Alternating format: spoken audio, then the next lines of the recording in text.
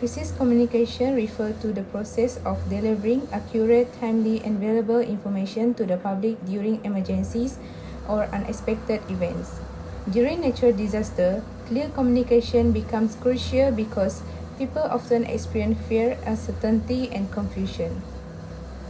To better understand this, we can refer to the media dependency theory introduced by Sandra Bell-Rockage and Melvin DeFleur in 1976. This theory explains how individuals rely on mass media to understand what is happening around them, especially during unpredictable or dangerous situations. The more people depend on the media for information, the greater the media is influence on what people think, feel, and do. For example, during flood, earthquakes, or typhoons, people heavily depend on the media to stay informed, remain safe, and know what action to take. This show this show how strong media dependency becomes during times of crisis. In conclusion, crisis communication play a vital role in reducing confusion, delivering emergency warning, and guiding the public. The media acts, the media acts as the main channel during natural disaster, shaping how people respond and react in critical situations.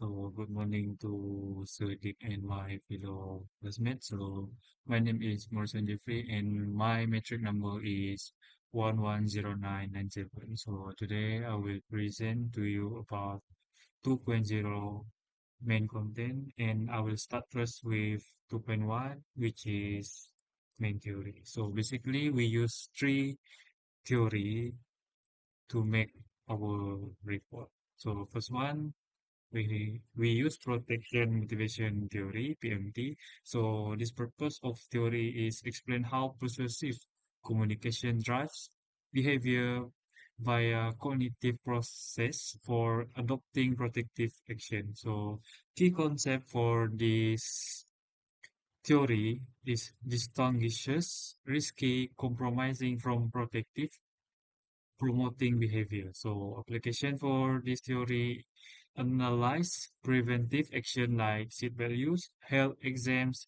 healthy living, and avoiding phone use while driving. So next theory is theory of plain behavior, TPB. So this purpose of theory predicts behavioral intentions and action based on attitude, social norms, and perceived control. Key concept, attitude toward behavior, subjective norm, social pressure, perceived behavioral control, or ability belief. So application for this theory is explain diverse behavior, for example, health, environment, consumer decision refined for measurement accuracy. And the last theory that we use is disaster trauma theory. So this purpose of theory, practice of behavior therapy for treating post-disaster psychological distress, provides guidelines for assessment, risk prediction, and intervention. So key concept for this theory, rapid need assessment, risk prediction based on past disaster, ethical, culturally sensitive interventions, effect evaluation, moral support for trauma relief. So the application for this theory is clinician apply it in disaster to support victim, predict risk, and evaluate recovery outcome. Hello, my name is Hello sir, my name is Lorenzo Bantin. My metric number is 110633. I'm gonna present about two 2.2 key point and 2.21 costs. First, infrastructure damage natural disaster. Causes physical destruction from flooding, winds, or collapse, ruptures connectivity components. Immediate impact. Paralyze emergency unit and hinder vehicles info flow. Example, cell tower, destruction disrupt mobile, network impacting operation and data transfer. Vulnerability and consequence was in remote area with limited alternative, cause panic, delay, recovery, and higher death tolls. system overload causes heavy traffic for mass panic and urgent post-disaster need, overwhelm emergency servers, immediate impacts, drop calls, busy signal, and system crash. Frustrate users and delay life-saving service. Example, call volume spike beyond capacity and also affecting vulnerable groups. Vulnerability and consequence in terms of system overload is take take technical reliance on central facility and lead to misinformation spread and resource waste. Lack of backup.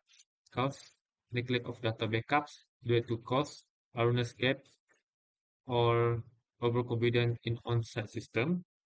In terms of immediate impacts, instant operational hub blocking access to record system and causing chaos. For example, Hurricane Katrina, Hurricane Katrina 2000, 2005 in New Orleans Hospital, loss on site patient record and delaying care enforcing manual method. Durability and consequence, single point of failure, high risk, a risk from physical disaster. I'm gonna present also 2.2, 2.2.2 effect.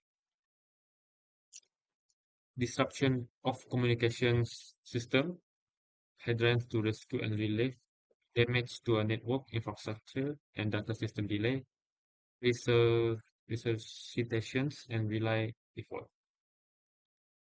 Loss of critical service, restriction of power grid, cell tower and internet, disable real-time database GPS emergency call hindering location tracking. Delay response and increased risk in collapse area, lost landmark, and incomplete report slow response heightens secondary hazard, reduce relief capacity, and rise death tolls. Psychology impact. Delay rescue interceptability, survivor trauma, leading to PTSD and rescue burnout. So, I'm going to explain about communication failure. Increased fear and uncertainty, delay or unclear official update, leave victim unaware of risk, spreading fear and confusion rapidly. Vulnerability to misinformation uncertainty, expose people to rumor claim from social media, word of mouth or informal network. In terms of dangerous decision making, victim made a risky choice such as playing to unsafe area, ignoring evacuation order, or panicking irrational. Challenges challenges for rescue, confusion causes unpredictable victim behavior, complicating rescue and endangering more life. That's all from me. Hi, my name is Kennedy and my metric number is 110473. I want to present my part 2.2.3, that's its solution. In this part, I want to tell about strategies to improve communication during disaster. First, we can use off-grid network like IoT sensor and mesh network to monitor disaster and keep communication working. Secondly, we can provide satellite phones and walkie-talkies as backup communication when normal network fails. Then, we can also use centralized communication platform, for example, apps, SMS, social media, radio, to send alerts and important information in real time. Jadi semua cara tersebut adalah sangat berguna supaya untuk menyampaikan maklumat yang penting kepada antara satu sama lain. Kita tak perlu bergantung sepenuhnya dengan internet, melainkan ada cara lain yang dapat menyampaikan maklumat dengan lebih jelas. Oleh itu, kita dapat meningkatkan keselamatan antara satu sama lain. Hello, my name is Elis Weja. My matrix number is 113628.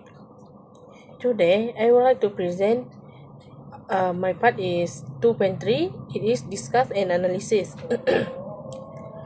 In this part, I would like to tell that communication is important during the nature disaster. Then, communication based on technology still limited and still has a weakness. One of main challenges in crisis communication is overload system during natural disaster. Effect of crisis communication during natural disaster is that victim easily believe rumors from various parties if they slow to get any news from authentic source. Crisis communication need to be overcome in every area, especially in areas that do not yet have telecommunication facilities.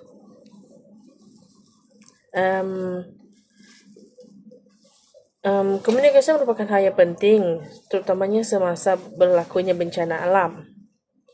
Tetapi komunikasi tidak dapat dibuat ketika bencana berlaku dengan melalui internet disebabkan oleh sistem yang terbatas. Dengan itu, pelbagai cabaran yang berlaku bagi dalam komunikasi krisis ini apabila berlakunya bencana alam. Oleh itu, berbagai pihak bertanggungjawab harus bersama-sama mengatasi masalah ini bagi mengatasi kesan-kesan yang akan berlaku kepada mangsa-mangsa bencana alam. Hi, my name is Agatha Payaangit.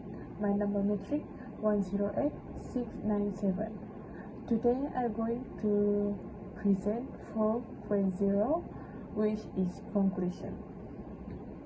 In conclusion, crisis communication is extremely important in disaster management because it ensures that accurate and timely information reaches the public.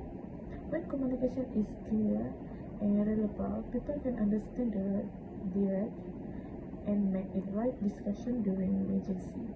However, when communication fails, whether due to damage infrastructure, overload network, or the lack of backup system, like communication become isolated, misinformation spread easily, and accurate operation are delayed. Therefore, we need strong communication system, including off-grid network, satellite technology, and portable communication device. So communication can still flow even when normal system break down. By strengthening our communication network, emergency responses can be faster, more organized, and make effective. In short, crisis communication must remain the top priority because it helps save life, support coordination, and protect communication during disaster. That's all from us. Thank you.